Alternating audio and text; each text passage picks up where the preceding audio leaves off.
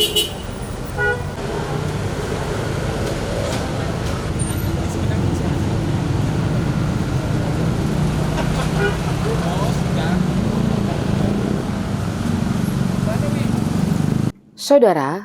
tahu nggak di Samarinda terdapat satu warung tenda yang viral di jagat sosmed dan dunia maya lainnya.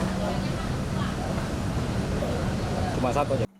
Warung tersebut banyak diburu pecinta kuliner lantaran kelezatan menu yang disajikan sangat memuaskan lidah pengunjungnya. Ya, menu iga bakar salah satu yang membuat warung tenda di bilangan Simpang 4 Lampu Merah, Jalan Ahmad Yani ini yang paling banyak diburu warga. Iga bakar adalah sajian menu berkelas hotel, tetapi dengan harga yang super murah. Per porsi hanya dibanderol Rp35.000, tetapi kelezatannya mampu meneteskan butir-butir keringat di wajah Anda. Tak heran jika warung ini viral di mana-mana dan paling banyak diburu warga tak saja yang domisili di Samarinda tetapi juga dari luar Samarinda.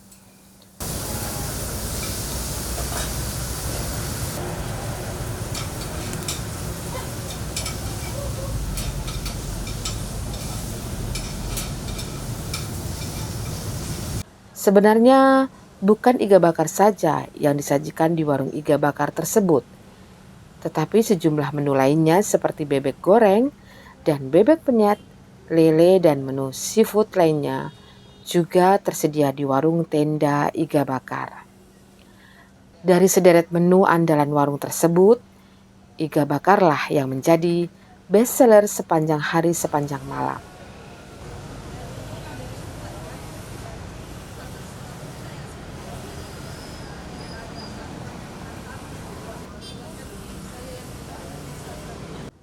Hari ini warung favorit warga Samarinda itu tiba-tiba kian viral di sosmed.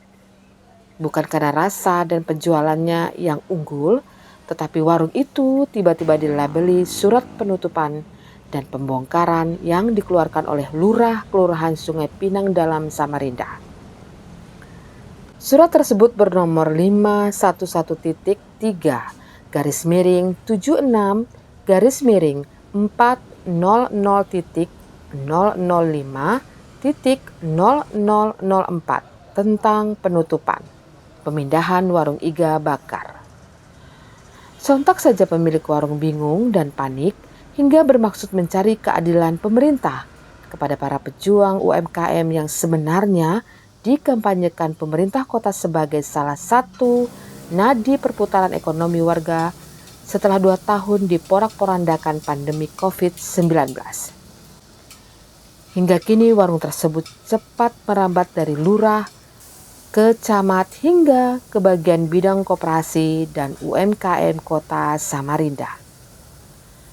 Di berbagai konten sosmed terutama Instagram, Facebook, dan media-media online kini sedang ramai membahas tiupan buruk yang seolah akan mematikan usaha kecil menengah itu. Sekedar catatan, warung iga bakar yang menjadi buruan lidah pencinta kuliner Samarinda itu dibangun oleh komunitas Ruang Bisnis Samarinda. Komunitas ini adalah inkubator yang merangsang dan memberikan ide mengelola kuliner para generasi muda yang bermodal pas-pasan menjadi bisnis yang menjanjikan keberhasilan di masa yang akan datang.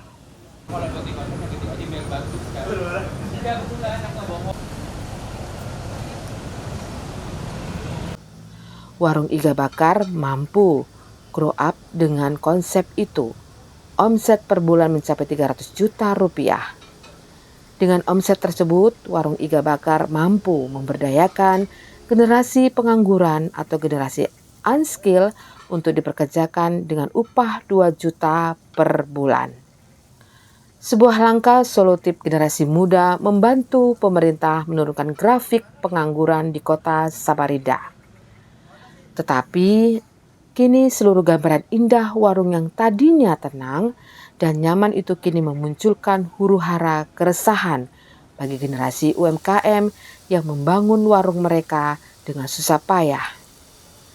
Lantas kita bertanya, di mana konsep pemberdayaan ekonomi UMKM yang didengung-dengungkan pemerintah? Di mana kampanye pemerintah soal pembangunan 1.000 UMKM? Seluruh pertanyaan ini harus dijawab dengan bijak oleh pemerintah dan diharapkan tidak berlindung di balik aturan yang mengusung estetika, keindahan, dan kenyamanan.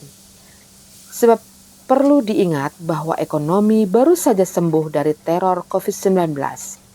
Seluruh orang bergerak mencari format untuk bisa bangkit, dan itu adalah keinginan pemerintah.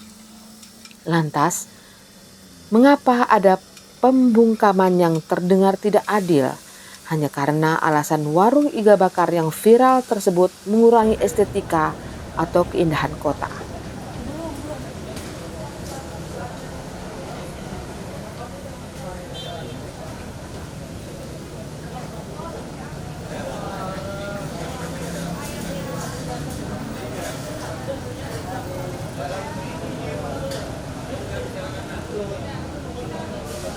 Seperti yang sudah teman-teman ketahui, kita dapat surat dari kelurahan, dari pemerintah setempat untuk pindah dan tutup. Jadi warung yang kita geluti selama ini setelah 3 tahun diminta pemerintah untuk pindah atau tutup gitu dengan alasan estetika kota Samarinda. Sebagai salah satu pendirinya, saya sudah pasti nggak setuju. Yang pertama, di luar maksudnya di luar kepentingan saya sebagai owner, saya tidak setuju dengan surat yang dikirimkan yang menurut saya berupa opini. Kenapa berupa opini? Di surat pun tidak ada peraturan jelas atau kebijakan jelas, nomor berapa, pasal berapa yang mengaturnya gitu. Seakan-akan pernyataan estetika itu berdasar dari opini pribadi. Jadi di situ diminta supaya kita tutup gitu. Jadinya akhirnya kita rada kaget gitu. Kita tuh sebagai ownernya kaget kenapa disuruh tutup, kan kita sudah nurutin apa yang dimau kayak gitu. Tutup pasti akan menimbulkan kerugian karena tutup atau pindah pun sama-sama ada ruginya. Dimana kalau pindah sudah pasti ada ongkos untuk pindah. Yang kedua, proses untuk pindah itu tidak sebentar. Yang ketiga, kalau pindah pun kita belum tahu posisinya di mana. Apakah pemerintah memang menyediakan gitu. Kalau misalnya kita pindah, terus kemudian ketika pindah, proses pindah itu ada proses beberapa hari yang terhenti, otomatis karyawan pun punya waktu yang terhenti untuk bekerja dan mencari nafkah. Kayak gitu. Tidak masalah sebenarnya. Yang penting peraturannya jelas. Iya, yang penting kebijakannya memang benar adanya. Kayak gitu. Dan yang penting pemerintah punya solusi untuk ini. Iya. Kalau dari saya pribadi kan kalau Sunario ini kan bertim ya sebenarnya. Jadi saya tidak bisa mengangkat kalau ini opini dari Sunario gini. Kalau saya pribadi sebagai owner Sunario, saya berharap masalah ini cepat di-clearkan. Maksudnya dudukkan perangkat-perangkatnya yang tembusan-tembusan di surat itu, dudukkan bersama. Kami hanya minta kejelasan agar ini menjadi pelajaran untuk UMKM, tidak bisa menerima sembarang tidak bisa begitu saja manut dengan surat apapun yang dikirimkan. Harus menjadi pelajaran bagi UMKM manapun, kalau misalnya ada apa-apa itu harus ada asasnya, jelas dasarnya. Secara moral, tak saja pemilik warung yang kecewa dengan sikap yang dipertontonkan pemerintah tersebut, tetapi juga mengecewakan pelanggan para pecinta kuliner yang merasa nyaman menikmati menu-menu yang dijajakan warung iga bakar tersebut.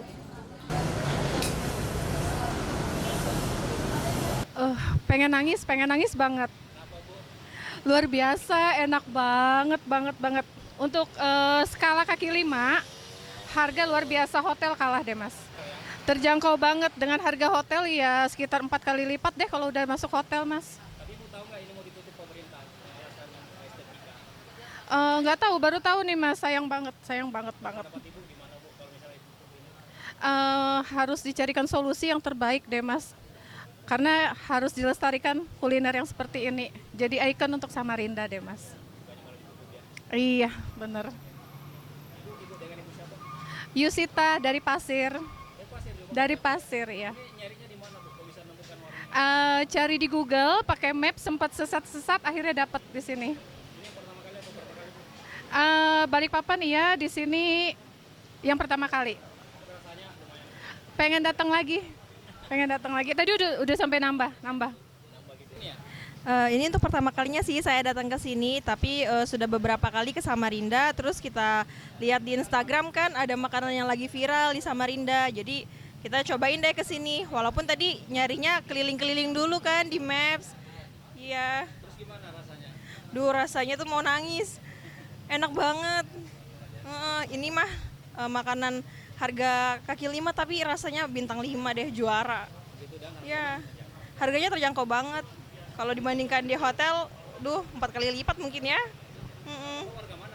Nah, saya dari Pasir. Iya. Wah, nggak tahu. Kenapa?